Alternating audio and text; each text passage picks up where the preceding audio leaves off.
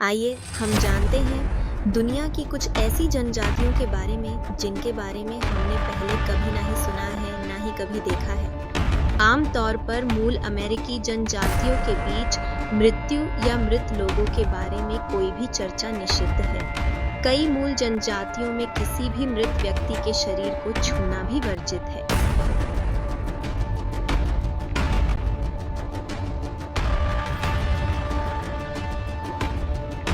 आज भी कई मामलों में मृतक का नाम उपयोग करने की मनाही है। यदि मृतक का नाम बोला जाता है तो नाम का उल्लेख हमेशा भूतकाल की क्रिया का उपयोग करने के लिए ही किया जाता है। दक्षिण पश्चिमी जनजातियां, विशेषकर अपाचे और नवाजो, मृतक के भूतों से डरते हैं। इस कारण से अपाचे और नवाजो यह सुनिश्चित करने के लिए हर संभव प्रयास करते हैं कि जो लोग मर गए हैं वे किसी मृत व्यक्ति की संपत्ति को अपने साथ दफनाकर वापस न आए। नवाजो आदमी के घोड़े को कभी कभी मार दिया जाता था और कभी कभी उस आदमी की काठी सहित मृत नवाजो आदमी के साथ दफना दिया जाता था। मृत व्यक्ति की आत्मा को घर लौटने से रोकने के लिए अक्सर उसका घर जला दिया जाता था।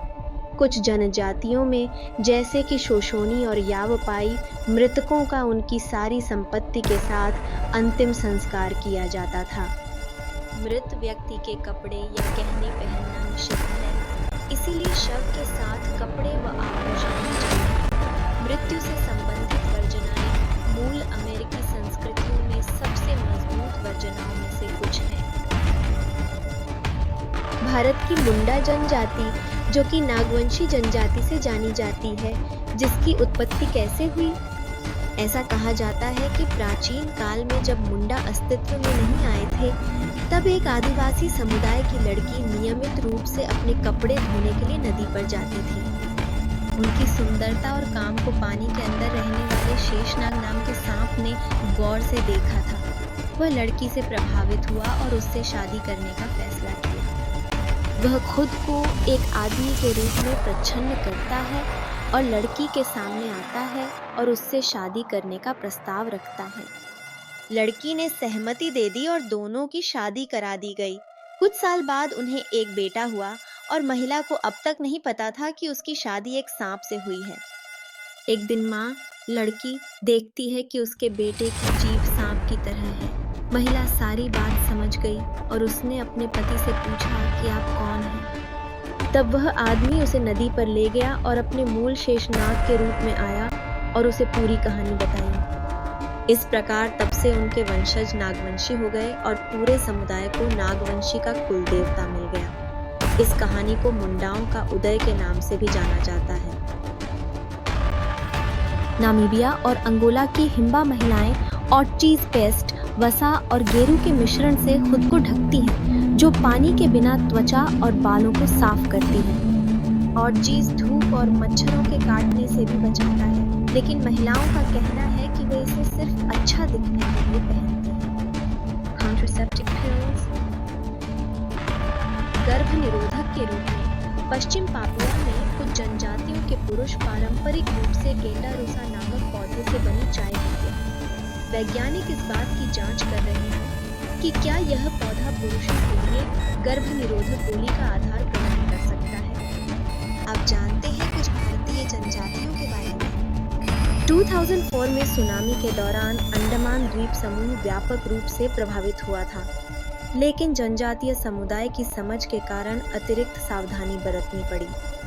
अपने पर्यावरण की समझ और प्राकृतिक घटनाओं की व्याख्या करने की क्षमता ने अंडमान द्वीप समूह के आदिवासी लोगों को 2004 की एशियाई सुनामी की तबाही से बचाया। सुनामी के परिणाम स्वरूप 200,000 से अधिक मौतें हुईं, लेकिन कोई आदिवासी नहीं मरा। मलेशिया की एक और जनजाति है जिसका नाम है बजाऊ। मलेशिया के समुद्री यात्रा करने वाले बाजाऊ लोग 3 मिनट तक अपनी सांस रोक सकते हैं और 20 मीटर तक मुक्त गोता लगा सकते हैं। वैज्ञानिकों ने पाया कि बाजाऊ अपना 60% समय तक पानी में डूबे रहते हैं, जो लगभग समुद्री ऊदबिलाव के बराबर है। मैक्सिस जैसी कई जनजातियां मानसिक और शारीरिक रूप से अपनी क्षमताओं को तेज करने के लिए प्राकृतिक रूप से पाए जाने वाले मनोसक्रिय पदार्थों का उपयोग करती है।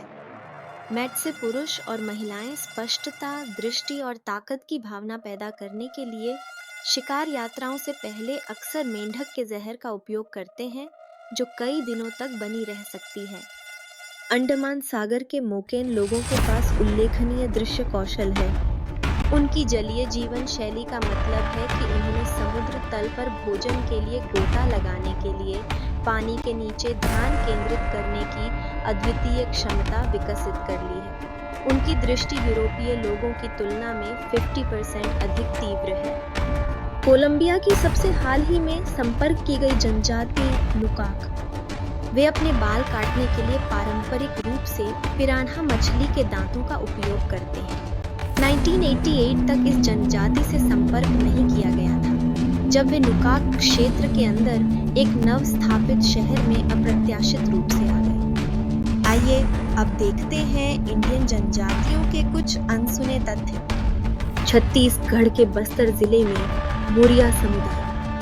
माता पिता अपने 10 साल की उम्र के बच्चों को सामुदायिक सेवा के मामलों में पढ़ाते हैं और बड़े होने पर उन्हें दोस्ती, रोमांटिक रिश्ते और कामुकता का पता लगाने की आज़ादी देते हैं। युवा पारंपरिक आभूषण पहनते हैं और घोटुल नामक सामुदायिक छात्रावास में अच्छे संगीत और नृत्य के साथ समय बिताते हैं।